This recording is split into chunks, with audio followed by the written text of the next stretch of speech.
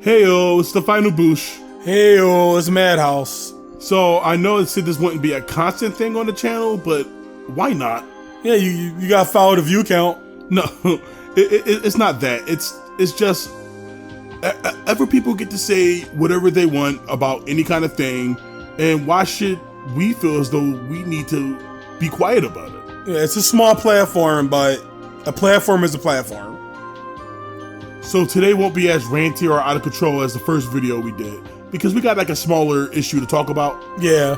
Like, we'll just tackle little small things that annoys us about certain things. It's not always negative neither. It can be positive. Yeah, I'm not, the things that we say, the people, if we potentially break up some people, it has nothing to do with negativity. I just think certain things need to be said, and it's just the way we feel about it. So that brings us to the topic today, and that's, during the last video, we mentioned about the DLC practices of MK1, and don't get me wrong, this is not as just being a negative thing towards MK1. This is an actual problem that people aren't talking about. Yeah, so that's the buying assist as DLC. Like you said already, we brought this up before, but we didn't put a whole lot of attention on it since we were essentially just firing from the hip that day. But this time we're focused, so I do want to talk about and hear people's opinion on this subject. Why don't enough people talk about this idea that buying essentially assists for a game is a slippery slope? Well, mostly because all of them bought them at this point, so we're hearing the praise of Chameleon. You know what I mean? I guess. It's the praise because everybody bought in, but for the people who didn't buy in, we're just out in the cold. Yeah, it's strange. Like, it feels as though that everybody seems to be okay with it, and I'm over here like, this is skeezy. It really is, yeah. This feels greasy, and I don't hear anyone talk about it. So if it means that we have to talk on our little platform about it, and hopefully it gets ears, then that's going to be the case, because I don't think this should be allowed. Again, this is not a pure negativity channel like Fate. Yeah, we're not any of that. This is not going to turn to, why MK1 is awful. MK1's a bad game. Why is MK1 a bad game this week? Because we actually have content to put up. Yeah. It's also because NetherRealm, at this point, made it feel like it's customary to buy the assist along with the character. Well, yeah, and that's why, that's the greasy part where I'm saying it feels so wrong, because they're essentially saying these assists are their own characters. Like, let's use Natara for an example. Natara's not that great of a character, to the point that you don't see the character at all, right? Yeah. So we're hearing about, Sonic Fox picking up Natara with Chameleon. It's making her so amazing without her core problems being fixed. But that's another discussion we're gonna have in a second about how the cameos shouldn't make characters better. But that's not my point.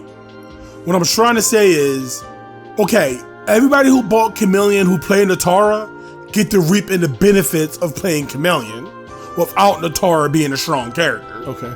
And me who played Natara and didn't buy the DLC yet, mostly the cameos, I didn't buy Omni-Man them yet neither. Yeah. But I can if I will, if I want to. Well, like we said, I have nothing against buying DLC characters, especially when you have a full roster already. And like I said, and like something like Street Fighter 6, where I don't agree with a whole lot of the roster, and I don't find anyone in that current roster or current DLC cycle particularly fun to play.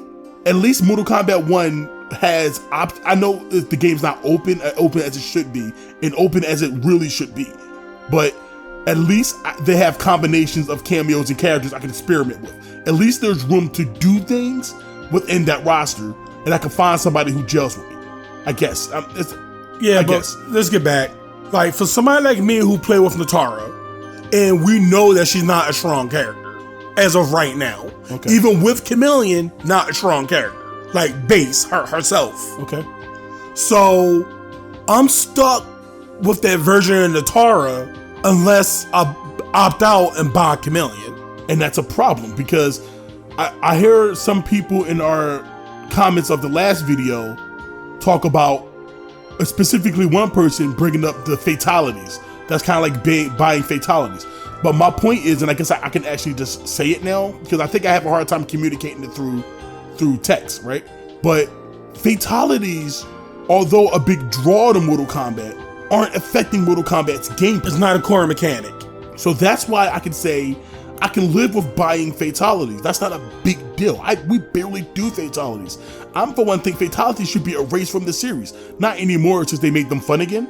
But when MK11 came out and when everything was all dark and serious and they were doing those super hyper violent fatalities and stuff, I thought it got rid of a lot of the fun Mortal Kombat would usually have with them. So I was all primed for Mortal Kombat to get rid of those damn things. And they back to being quick and gimmicky. So I'm fine with them again. But I barely do them as is, if not accidental.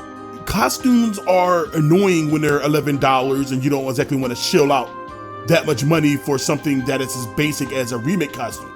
And that's fine, especially if they're particularly good, but you don't need DLC costumes to play the character. You don't have to interact with that portion of the game. That part of the game you don't have to interact with. So I'm not exactly upset with buyable fatalities, especially the way NOS tried to do it with the seasonal ones.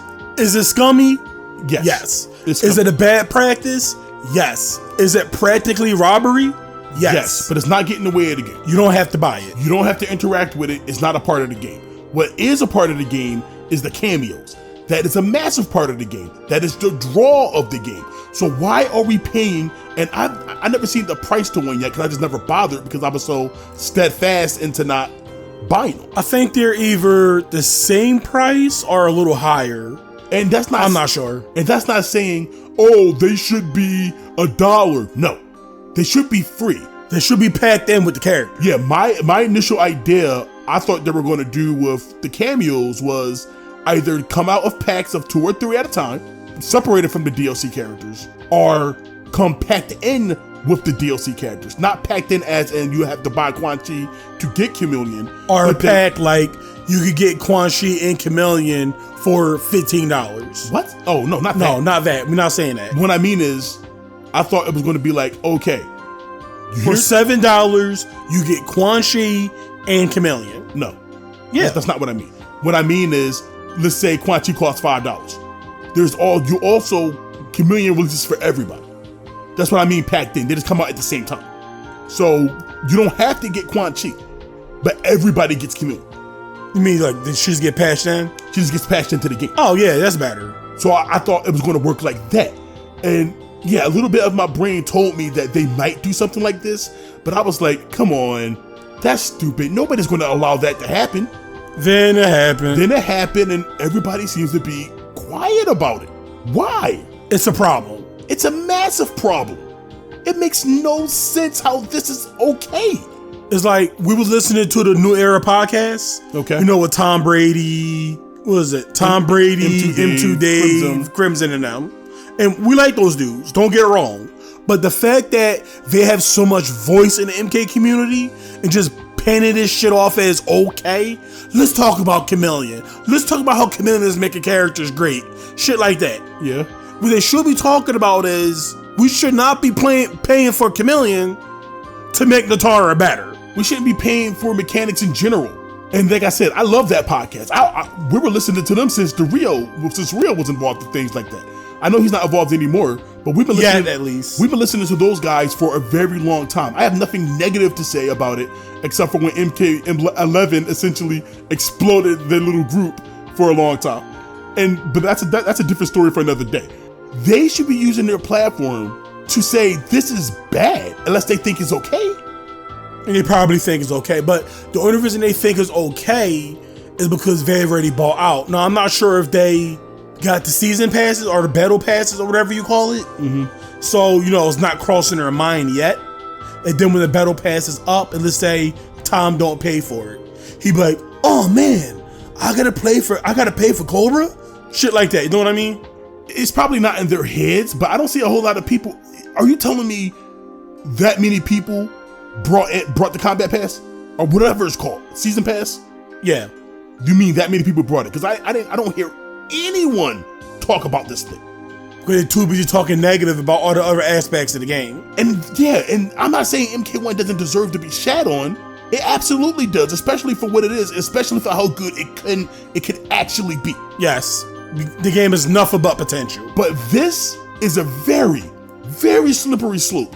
This can lead to Capcom charging for things. You know why? Because because WB and NRS got away with it. So all this is going to lead to other companies doing the exact same thing. Because if you think these companies not here for you, they're here to make money. And if they can get away with any slimy business practices they can, they will. And this is why I was always saying, at least to you, that I'm not saying it needs to be a negative relationship between developers and consumers, but we need to at least stay at arm's length apart from one another, because they're not your friends. They will never be your friends. They're trying to have a us versus them mentality. I don't think they're trying to force one. That's what it's building to. It's to their advantage. It's to their advantage. That's what I mean. They're not going to say boo if we're fighting amongst each other. Oh, MK's garbage, so I don't want to play MK, and MK deserves everything that it gets. Oh, I don't like Street Fighter. Street Fighter's for babies. I don't like what they do, so Tekken. I don't care about their DLC practices. Tekken. Our game too hard. You gotta stay out of our game. Blah blah blah blah blah blah. It should be every versus developers against the developers, or at least the parent companies. Well, I guess in this case WB, because Capcom kind of does what Capcom does. Yeah, but something like WB, everybody should be talking up against that, because if it works for Mortal Kombat, it's going to work for Street Fighter eventually. Then Tekken, then anime games in general. They came from Mortal Kombat and you said nothing. And that's the problem. That's the problem. If this succeeds, we don't know what this will lead to. Everybody talking about they don't want fighting game people to the DLC practices of buying characters. Yeah, that's in and out of itself wrong. But there's logic to it. Fighting games as it is right now is already heavily monetized. Right. And there's nothing protecting you. So the only thing we can do is protect ourselves as a community. Protect the FGC, protect each other. And the only way to do that is to not support this shit. If it starts with Mortal Kombat and Mortal Kombat takes a L, then guess what? I love Mortal Kombat, but that's the way it's gonna have to be. Because sometimes you gotta slap these niggas on I got into it. We're black, don't worry about it. We're black. Sometimes you gotta slap these people on the hand and tell them, no, this is not how you do that. Let's not make fighting games Madden. Well, MK is already Madden at this point. No, we're far. Fighting games are far from being Madden yet. But I'm talking about as far as monetizing every damn little thing, it's pretty damn close. All I'm saying is, you heard it here, more people need to vote with their wallet. And I am talking about no nitpicky bullshit. I mean, you actually need to physically vote with your wallet and stop falling for this FOMO bullshit. You can't help the casuals.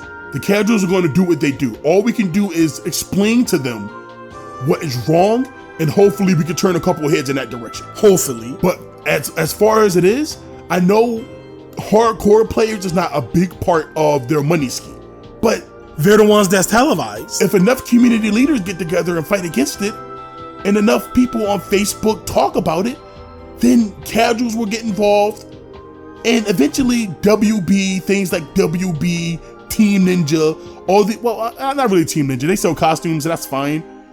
I'm more on the end of mechanics, like I said. But if we put the word out enough, maybe this will never happen again. Vote with your wallet.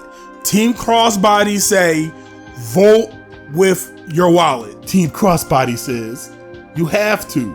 Because it won't end here. If this succeeds, if MK1 and WB are allowed to make this happen, I'm telling you, they're coming. Other companies will come for your game next. And we don't know what Street Fighter would be like when they have to sell mechanics to you. We don't know what kind of tag game will they'll make in the future. And then we don't know what they'll monetize. But at the end of the day, in their minds, WB got away with it. If you made it this far and you agree with our argument, put down in the comments, pickles will prevail. That's random. We do Always Sunny references now? That's all we do. Always Sunny and Simpsons references? Pickles will prevail. Put it down in the comments. And since we're going to probably do this a lot more often, sometimes, we'll see. You can leave some kind of topic in the comment section, and maybe we'll bring it up, or leave a question, and we'll try to answer it next time we do something like this. Yeah, it's about building a community here. Yeah. So with that, we'll see you next time. See ya.